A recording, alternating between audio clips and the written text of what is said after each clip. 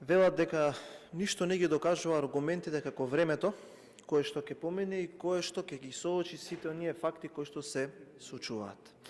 Јас ќе се присетам дека пред 7 години, тогаш имаше антивладини демонстрации со така наречената шарена револуција, граѓанското општество, во кое што се приклучија голем број на поединци и луѓе верувајќи дека нешто ќе се промени, дека нешто ќе биде различно, дека конечно во држава, дека можеби ќе се воведе некаков ред.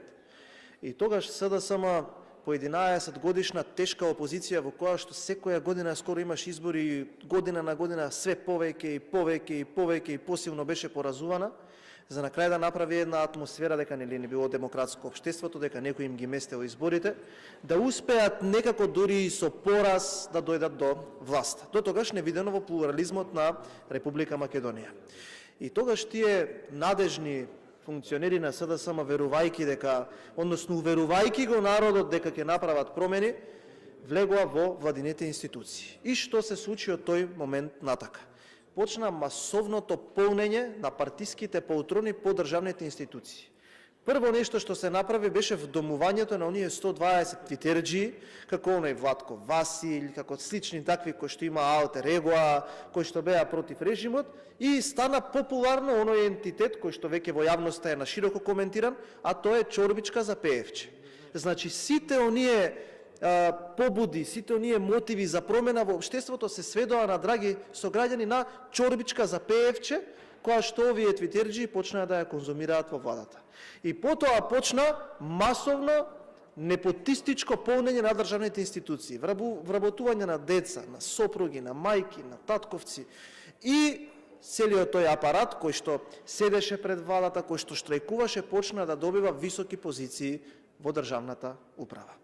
И се виде дека ѓаволот ја однел шегата, па продолжија со тендерите и веќе 7 години подоцна Македонија никогаш не била послаба во насока на кронизмот, непотизмот, за да веќе имаме отворени признанија и од премиерот на владата, но и од евроамбасадорите дека во Македонија кронизмот и непотизмот во последниве 7 години се изразето застапени.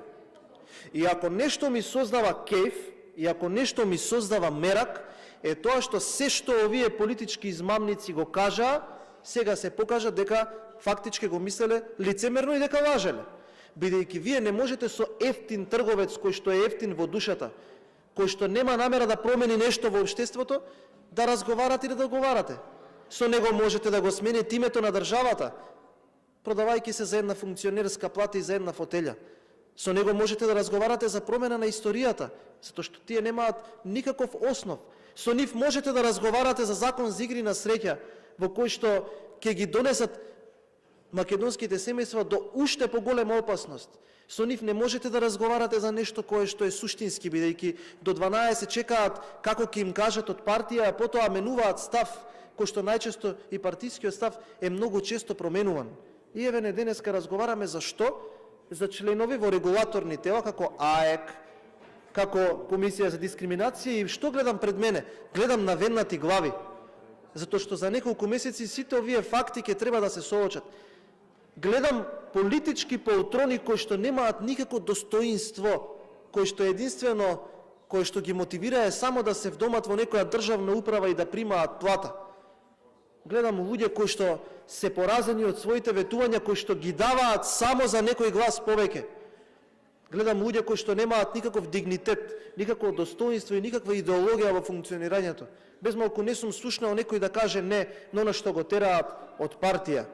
Гледам све погласно како и луѓе кои што биле членови на тие политички партии ги критикуваат, па се погласно можете да најдете како поранешни високи функционери, основачи на ДУИ, на СДСМ, излегуваат и кажуваат дека не ги препознаваат, бидејќи ова во што се претворија тие две политички партии, таа номенклатура создадена преку коалиција е рак рана на македонското општество.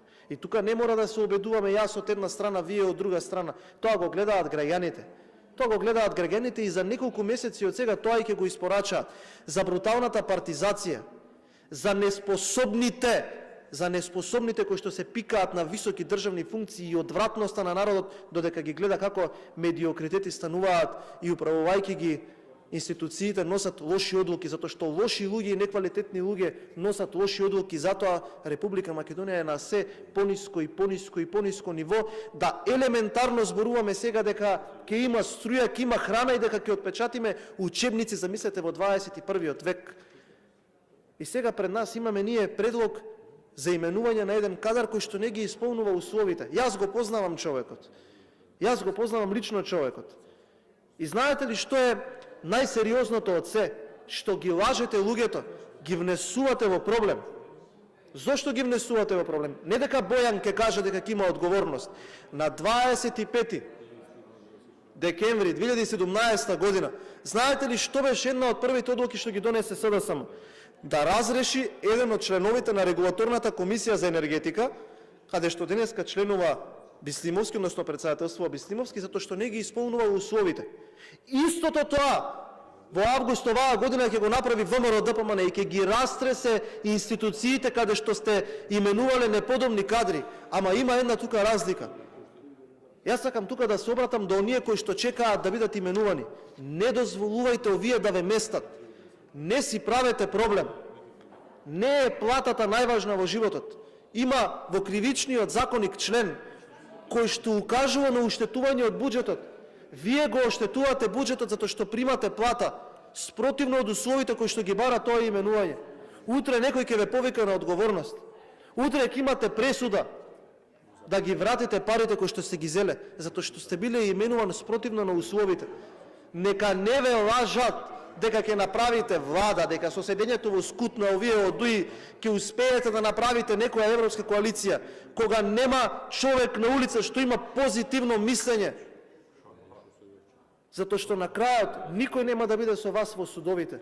На крајот вие ќе ги враќате парите кои што ги зеле. Нема да ги враќаат овие тука кои што гласаат помеѓу вас, затоа што имаат колективна одговорност. Ќе кажат како пред некој месец сме го промашиле, не сме го виделе тоа, ама вие ќе бидете влечени за судовите. Вие ќе треба со затезна камата да ги враќате парите затоа што сте направиле кривично дело оштетувајќи го буџетот. Нека не ве лажат да ве мотивираат како што тоа го правеле некои во 40-тите години на минатиот век, не гледајки со силна пропаганда дека пред портите на Берлин доаѓаат сојузниците. Нека не ве лажат дека ќе издржите и дека уште години ќе владеете виткајки ја кичмата, затоа што како црвено јајце ве знае народот. Затоа што вашето лично сиви народот го знае и знае колку сте, што сте и како ќе ве подржи или нема да ве подржи на редните избори. Не прифаќајте вакви именувања. Вашето семејство ќе ги носи последиците од тоа што овие ве влечат за нос и ви кажуваат дека треба да бидете таму на некое место затоа што сте имале заслуги за партијата. Затоа што тие пари кои што сте ги зеле ќе треба, уште еднаш како што кажав, вие да ги враќате, а не тие што ве тапшаат за рамо од партијата.